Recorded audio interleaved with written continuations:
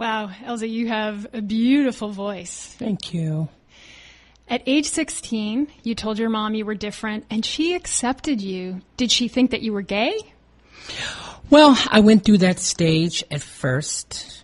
I floundered in that area, and I tried to, live as a gay man, and I just didn't fit into that because the stereotype that goes with that sometimes, even, when you're gay.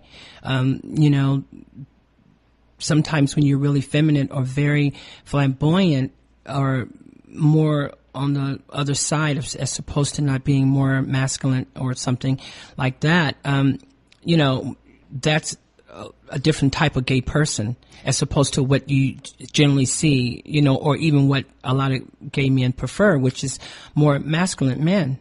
You see a lot of that a lot of times, and I know I'm stereotyping in a sense, but that's really what you see when you open a lot of gay magazines sometimes. More muscle, more muscle guys, more masculine. That's more in demand.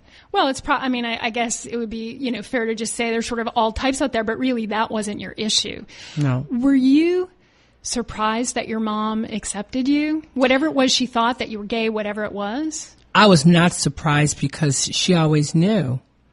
And she always let me know, like when people would say things about me, or any comments that was made at the time with one of my sisters. I did something and we had a little spat and, the name would come up or something. My mother was always there to support me. And right after, she was always there to give me some type of consoling of like, don't worry about it, or, you're beautiful, or she was always there.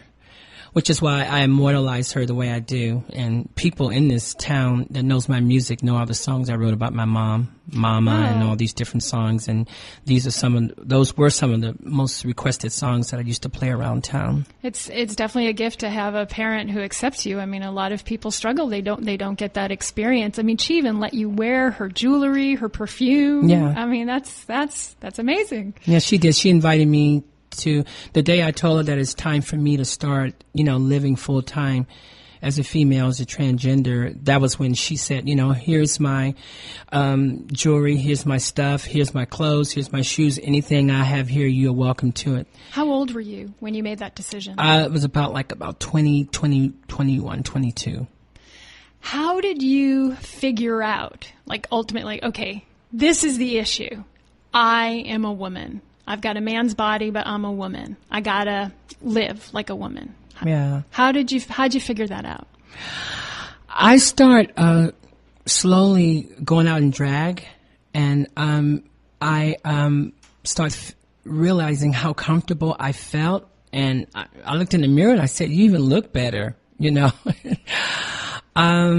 responses, going out, connecting with men and women even, when I would be out and some women didn't know I was transgender, but we would connect as women.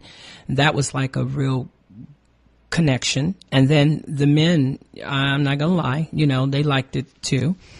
And I just start to feel more comfortable that this is where I should be. I wasn't floundering. I wasn't putting on an act. I wasn't doing something that wasn't comfortable to me. And, I've been keeping it real like that ever since. Elsie, take us through your process of transitioning to a woman. My process has been, first of all, connecting with a group, which I had that group in San Francisco. The Tom Waddell Clinic was very supportive to me, and having a doctor and a psychiatrist to connect with you and work with you through your transitioning and reassignments, and also, taking the type of hormones that you need to take for whatever reasons or whatever purpose that wherever you are. So after changing how you dress, are hormones kind of the next step? Changing how you dress, but first of all, it's got to be in your spirit and in your mind, because it ain't about just what you wear. It's not about just dressing up in women's clothes. It's beneath that. This is just something that helps to, trigger what you feel inside and allows you to be who you are and be real.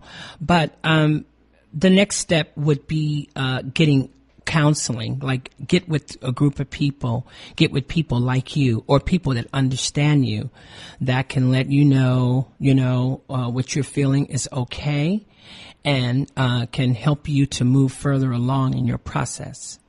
And that's either with, just a psychiatrist or a group, or definitely you have to have a physician. You have to start connecting with a doctor, because if you start taking hormones, then you have to start getting a lot of the same treatments. Or if you get a sex change, you have to start getting the same treatments, and you have to get, all the things when it comes to breasts and other areas being checked as a female would. So, Elsie, what surgeries have you had? Well, I don't like talking about totally my surgeries. I just like discussing that I have made all the transitions and I've had the surgeries that I'm comfortable with.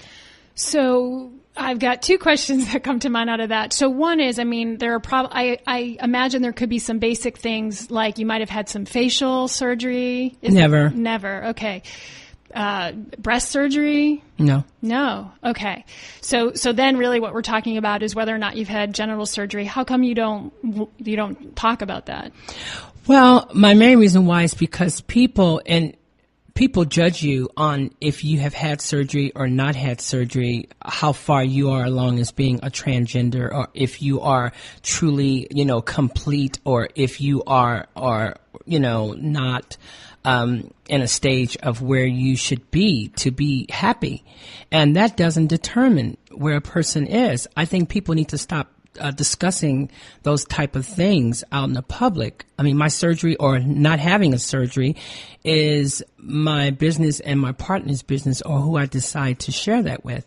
People don't discuss that with straight people, what you do in the bed or what you wear or what kind of underwear you wear, or they don't discuss it with gays, how feminine are you or how butch are you, or if you're a lipstick lesbian or a butch lesbian.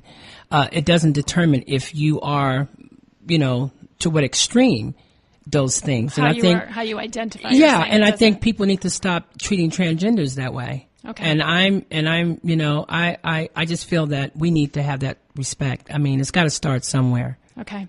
All right, Elsie, we're going to go ahead and take a break. Folks, you are listening to Interviews, and I'm Abigail Mankey. Please stay tuned. We'll be right back.